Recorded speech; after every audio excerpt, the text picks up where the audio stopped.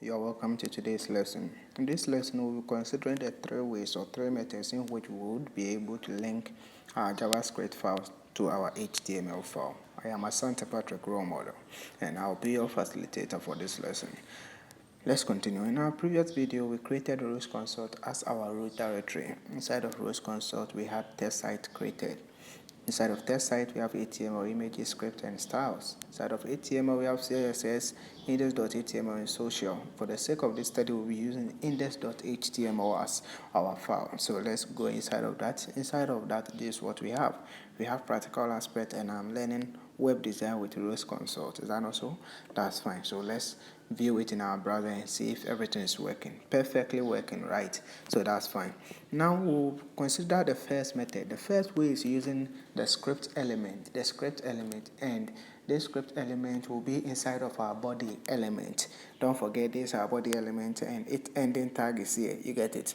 Okay, so we'll be adding the script element inside of our body element, and it should come just before the ending tag or the closing tag of our body element. So let's go inside and start typing something. So let's see. This is what we have. No, let me get rid of this.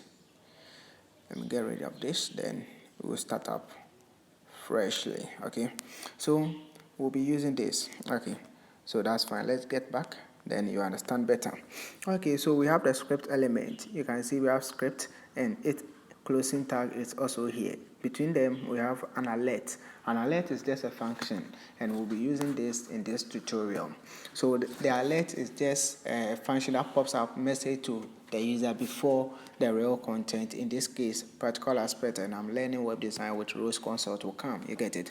So that will be our expected result. Whatever we pass to alert inside of the braces or the bracket, would expect that one to come before our main code or our main thing. You get it? I hope it is clear. Okay, so that's fine. Let's pass in something.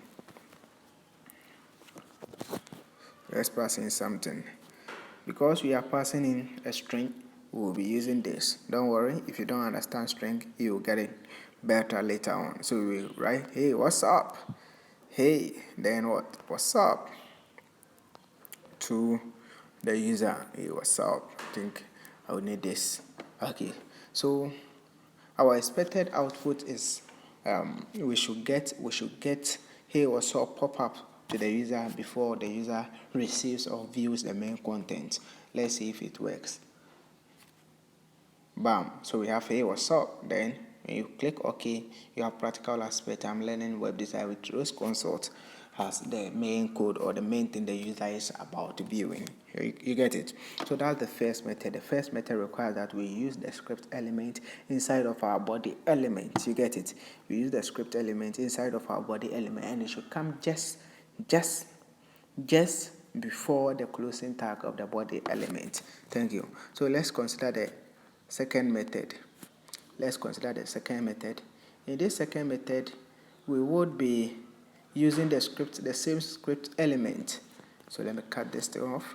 We'll be using the same script element, but in this case inside of our head element, and it should also come just before the closing tag of our head element. So whatever we had there, I've selected it and cut it, so I will paste it here. Then we take it a bit further. Is that not right?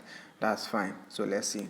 I'm pasting it. So I have script, hey, what's up, then other stuff also here. Is that not okay?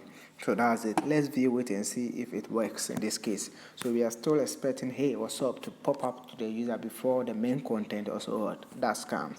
Okay, so that's fine. So let's see. Hey, what's up? That's what we are having now. Okay, then we have practical aspect, and I'm learning web design with Rose Consult. Is that not fine? That's great.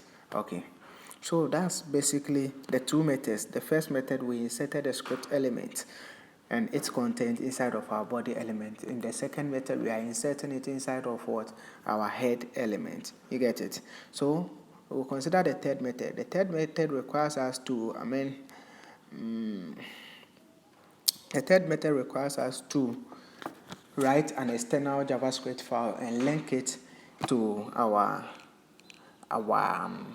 HTML file, in this case index.html. But before we do that, let's view this file and ensure that we don't have hey what's up pop up to the user before we get the contents. Okay, so let's view it. We have straight away practical aspect. I'm learning web design with Rose Consult. Is that not fine?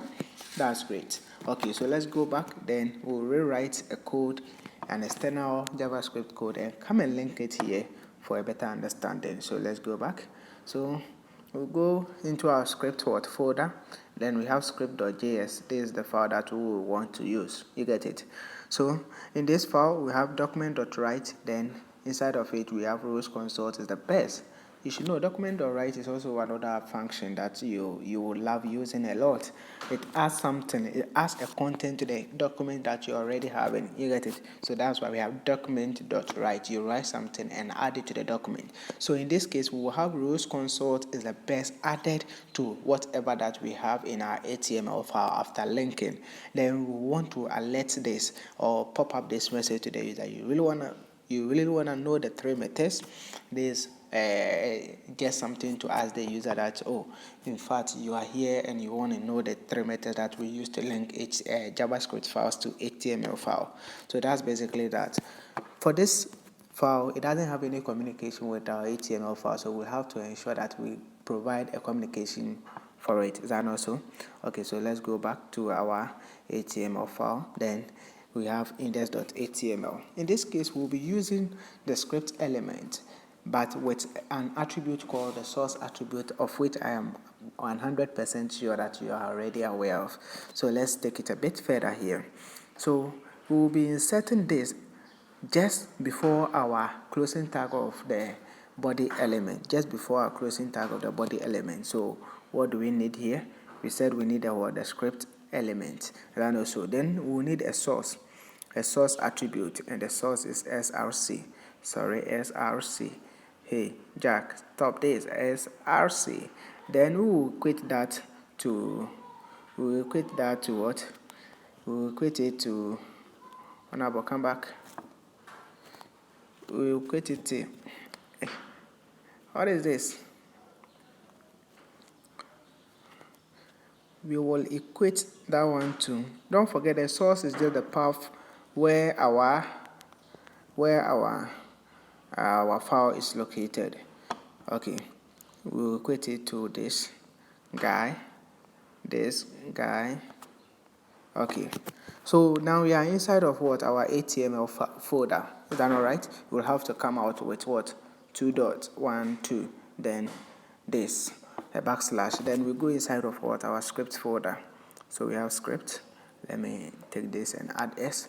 Then inside of our script folder, we go inside with the name of the folder and a backslash symbol. And also we have style.js. If you don't understand why we have .js, I would advise you go back and watch our previous videos. So that's it. Let's run this and see if we have Rose Consult is the best being added to the content, and we have a pop-up message. You really want to know the three methods. Let's see if it works. Bam, it didn't. So maybe we did link it wrongly. Let me see. Style.js, source, script, style.js. Let's go back and see what we actually have. Maybe we've made a mistake. So it is not style.js but script.js. So that's the mistake that we made. So please, you take very key note of this. It is very, very important to write up the correct name. Okay, we have script.js, so that should be the file name. So please, you see, these are some key points that you are supposed to note. When you are writing file names and you quote it wrongly, you are going to have unexpected results. You get it? Okay, so let's run it now and see. Bam. So you really want to know the three methods? Yes. Go inside, then we have this. Then you can see Rose Consult is the best being added to our content that we already having. Is that right? That's fine. Thank you. So this brings us to the end of this lesson. This brings us to the end of this lesson. Thank you for watching. Bye-bye.